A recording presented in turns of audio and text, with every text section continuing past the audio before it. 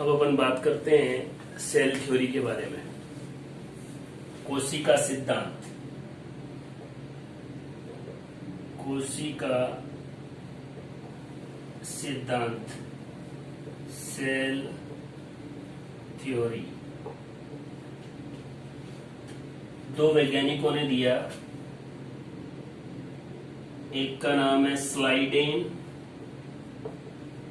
और दूसरे का नाम है स्वान।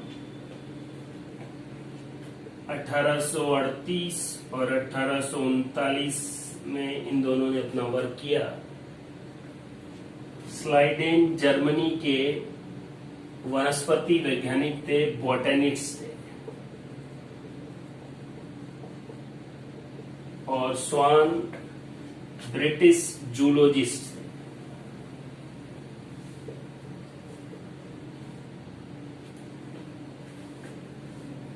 इन दोनों ने मिलकर सेल थ्योरी दी, कोशिका सिद्धांत। और इन्होंने क्या कहा, वही बात की जो अपन ने सेल की डेफिनेशन में पढ़ी थी। सेल की डेफिनेशन में हमने पढ़ा था कि सेल क्या है, structural and functional unit of living organism.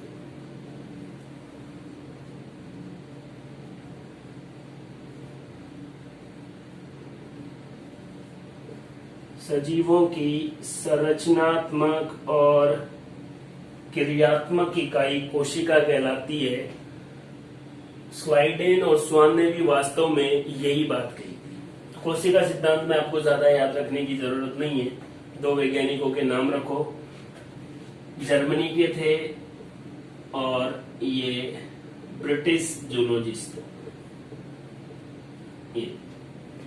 ये कोशिका सिद्धांत की बात हुई। उसके बाद क्या हुआ, एक और वैज्ञानिक थे नेगेली, 1846, और साथ में एक और वैज्ञानिक थे रुडोल्फ विर्चो। इन दोनों ने मिलके, ये 1855 की बात है, एक सिद्धांत दिया जिसको कहते हैं modern cell theory. Modern cell theory, आधुनिक कोशिका सिद्धांत किसने दिया, रुडोल्फ विर्चो और नेगेली ने। केवल कोशिका सिद्धांत किसने दिया, स्लाइडेन और स्वान। मॉडर्न सेल थ्योरी को थ्योरी ऑफ सेल लीनिएज भी कहते हैं, और इसी थ्योरी को सेल डॉक्टराइन के नाम से भी जाना जाता है। सेल थ्योरी के बारे में अपन ने बात की है। कोशिका सिद्धांत किसने दिया, स्लाइडेन और स्वान ने। रुडोल्फ विर्चो और नेगेली ने आधुनिक कोशिका सिद्धांत दिया। आधुनिक कोशिका सिद्धांत को सेल डॉक्टराइन या थ्योरी ऑफ सेल लीनिएज भी कहा जाता है। अब अपन बात करते हैं मॉडर्न सेल थ्योरी या आधुनिक सिद्धांत के बारे में। मॉडर्न सेल थ्योरी, आधुनिक कोशिका सिद्धांत, नेगेली और रुडोल्फ विर्चो ने दिया था। इस सिद्धांत की सबसे खास बात यही है कि इसमें एक बहुत महत्वपूर्ण बात पता लगती है कि जितनी भी नई कोशिकाएं हैं वो पुरानी कोशिकाओं से ही बनी है। नई कोशिकाएं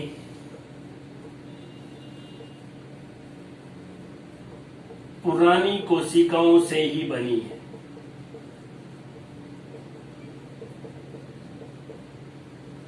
ये बहुत महत्वपूर्ण बात है। इसको इन्होंने ये भी कहा ओमनीसेलुला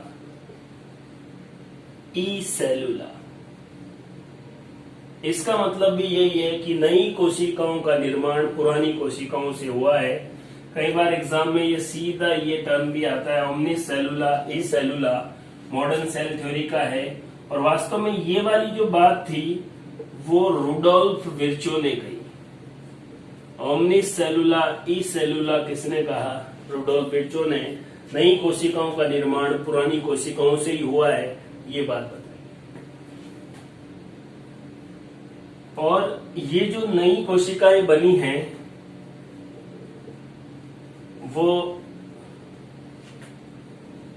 all cell arise from pre existing cell by cell division.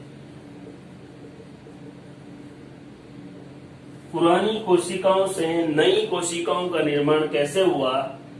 कोशिका विभाजन द्वारा। सबसे महत्वपूर्ण बात, अपने आप पुरानी कोशिकाओं का विभाजन होकर नई कोशिकाएं बनी। ओमनिस सेलुला ई सेलुला, द सेल या all cell arise from pre existing cell by cell division. इसको डी नोवो भी कहा जाता है। डी नोवो प्रोसेस का मतलब ये प्रक्रिया स्वतः होती है, अपने आप होती है। श्वसन के बारे में बात करें तो रुडोल्फ विर्चो ने ओमनिस सेलुला ई सेलुला बात की, जो मॉडर्न सेल थ्योरी से संबंधित है। मॉडर्न सेल थ्योरी का मेन कॉन्सेप्ट तो यही है, और क्या क्या पॉइंट है वो भी मैं आपको बताता हूं। मॉडर्न सेल थ्योरी के जो मेन पॉइंट है उसके बारे में बात करते हैं। पहला पॉइंट तो यही है कि जितने भी लिविंग ऑर्गेनिज्म हैं उन सभी का शरीर कोशिकाओं से ही बना होता है।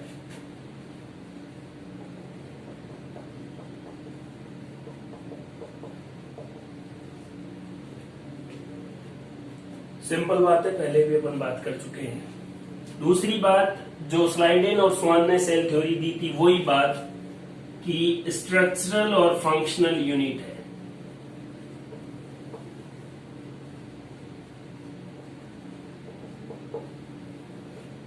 लिविंग ऑर्गेनिज्म की। तीसरी जो बात थी, जो अपन ने अभी बात की, जिसको मैं यूं भी कह सकता हूं डी नोवो प्रोसेस या ओमनिस सेलुला ई सेलुला, नई कोशिकाओं का निर्माण पहले से उपस्थित सेल से ही हुआ है। और सबसे खास बात यह भी है, किसके द्वारा? कोशिका विभाजन द्वारा, सेल डिवीजन द्वारा। पुरानी कोशिकाओं से नई कोशिका बनती रही तो कंटिन्यूटी ऑफ लाइफ, जीवन की निरंतरता, जीवन की निरंतरता, कॉन्टिन्यूटी ऑफ लाइफ,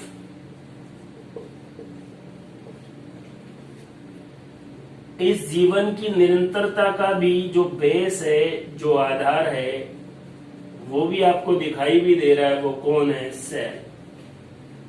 क्योंकि एक सेल से दूसरी सेल बनी है तो नया जो जीव बना है वो भी नेक्स्ट सेल ही है।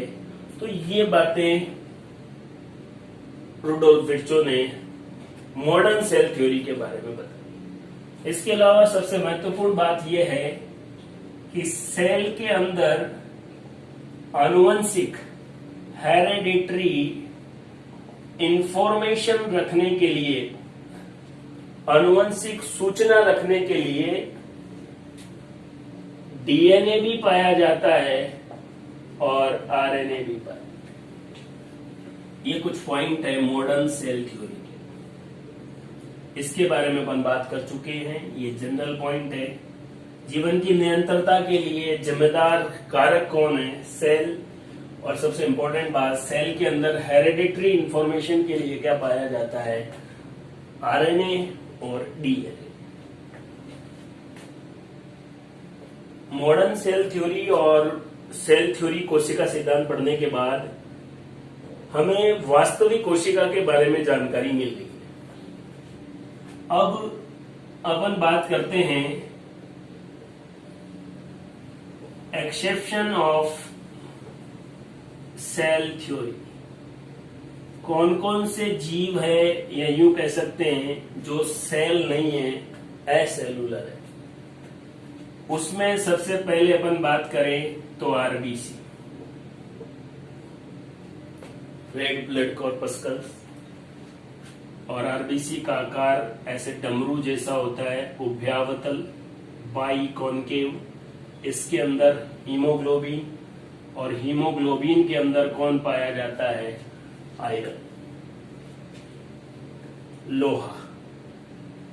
इसलिए तो जब भी लड़ाई होती है तो कि महाराणा प्रताप ने अकबर से लोहा लिया, तो लोहा है तो लिया।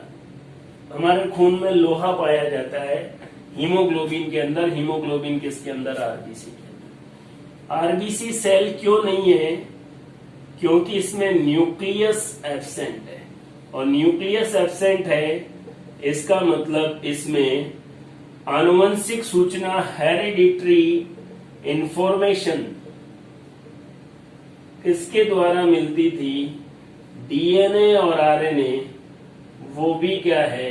एब्सेंट। इसलिए इसको सेल नहीं माना जाता। कोशिका सिद्धांत का पहला अपवाद आरबीसी। दूसरा अपवाद है, एक्सेप्शन है, सीव ट्यूब। याद रखें, सीव सेल नहीं, सीव ट्यूब, जिसको बोलेंगे चालनी नलिका, और ये पादपों के फ्लोएम का कंपोनेंट है, फ्लोएम का घटक है।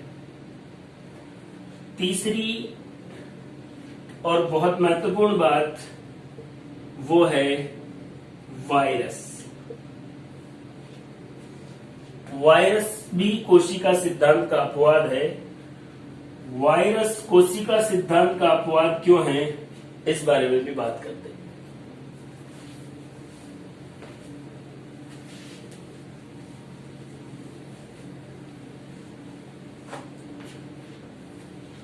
ये देखिए वायरस। वायरस एक्सेप्शन है। किसका एक्सेप्शन है? कोशिका सिद्धांत का एक्सेप्शन है, सेल थ्योरी का एक्सेप्शन है। क्यों? वाई? इसका पहला कारण है, जो मैंने पहले भी आपको एक बार बताया, ये independent capability of cell division नहीं रखता है, यह इसका इंडिपेंडेंट एग्जिस्टेंस नहीं रहता है। वायरस के बारे में बहुत महत्वपूर्ण बात मैं आपको बताता हूं। वायरस एक प्रकार का ऑब्लिगेटरी पैरासाइट है, अविकल्पी परजीवी। ये किसी होस्ट के अंदर ही जिंदा रहेगा, वहीं सेल डिवीजन करेगा, अकेला नहीं रह सकता। इसके पास कोई ऑप्शन नहीं है। अगर इसको जिंदा रहना है तो किसी होस्ट में जाना ही पड़ेगा। दूसरी बात यह है कि जो आनुवंशिक सूचनाओं के लिए डीएनए और आरएनए दोनों होना जरूरी है, लेकिन वायरस में या तो आरएनए पाया जाता है या डीएनए पाया जाता है, दोनों नहीं पाए जाते। जिन वायरस में आरएनए पाया जाता है उन वायरस को कहते हैं रेब्डोवायरस, और जिन वायरस में डीएनए पाया जाता है उन वायरस को कहते हैं एडिनोवायरस। जानकारी के लिए, डबल स्ट्रैंडेड डीएनए जिन वायरस में पाया जाता है उनमें है, एक तो है स्मॉल पॉक्स, जिसको बड़ी माता कहते हैं। इसका जो वायरस है वो है वेरियोला वायरस, और इस वायरस में डीएनए, इसका मतलब ये कौन सा वायरस हो गया? Adeno virus. एक और होता है चिकन पॉक्स, जिसको कहेंगे छोटी माता, और इस वायरस वेरिसेला वायरस, और ये भी डबल स्ट्रैंडेड डीएनए रखता है। एक और है जिसको अपन कहेंगे हेपेटाइटिस, जो बी है उसका वायरस में भी डबल स्ट्रैंडेड डीएनए पाया जाता है। हेपेटाइटिस बी का वायरस, वेरिसेला और वेरियोला, ये तीनों वायरस कौन से हैं? एडिनो वायरस, क्योंकि इनमें आनुवंशिक सूचनाओं के लिए क्या पाया जाता है? डीएनए पाया जाता है। बड़ी माता या स्मॉल पॉक्स जिसको अपन कह रहे हैं, उसको चेचक भी कहा जाता है। और सबसे पहले जो टीके की या वैक्सीनेशन की खोज हुई वो चेचक की हुई। और इस टीके की खोज किसने की? एडवर्ड जेनर ने। एडवर्ड जेनर ने किसकी खोज की? चेचक के टीके की। और चेचक किसको कहेंगे? स्मॉल पॉक्स या बड़ी माता को ही चेचक कहा जाता है।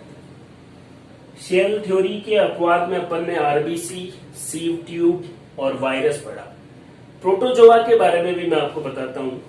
सेल थ्योरी में प्रोटोजोआ को क्या माना जाए? कुछ वैज्ञानिक मानते हैं कि प्रोटोजोआ एक सेल है, एक कोशिका है। और अगर ये कोशिका है तो फिर इसको सेल्यूलर बोला जाएगा और ये कोशिका सिद्धांत का पालन करता है। कुछ वैज्ञानिक ये मानते हैं कि ये सेल नहीं है, ये पूरा का पूरा किसी लिविंग ऑर्गेनिज्म का शरीर है, उसकी बॉडी है। तो अगर इसको बॉडी माना जाता है तो फिर सेल नहीं माना जाएगा, और सेल नहीं माना जाएगा तो इसको एसेलुलर कहा जाएगा। तो कई जगह इसको भी कोशिका सिद्धांत का अपवाद माना जाता है। लेकिन आपको क्वेश्चन के ऑप्शन के अकॉर्डिंग सोचना पड़ेगा कि प्रोटोजोआ को किस में शामिल किया जाना है। तो 3 तो कंफर्म है, आरबीसी, उसके बाद सीव ट्यूब और उसके बाद वायरस। लेकिन प्रोटोजोआ में आपको ध्यान में रखना है, प्रोटोजोआ को कुछ लोग सेल भी कहते हैं और कुछ लोग बॉडी, तो उसको एसेलुलर भी कहते हैं। तो एसेलुलर जब मानेंगे तो फिर ये अपवाद हो जाएगा, और सेलुलर या एक सिंगल कोशिका यूनिसेलुलर मानेंगे तो फिर क्या हो जाएगा? प्रोटोजोआ सेल थ्योरी का पालन करेगा।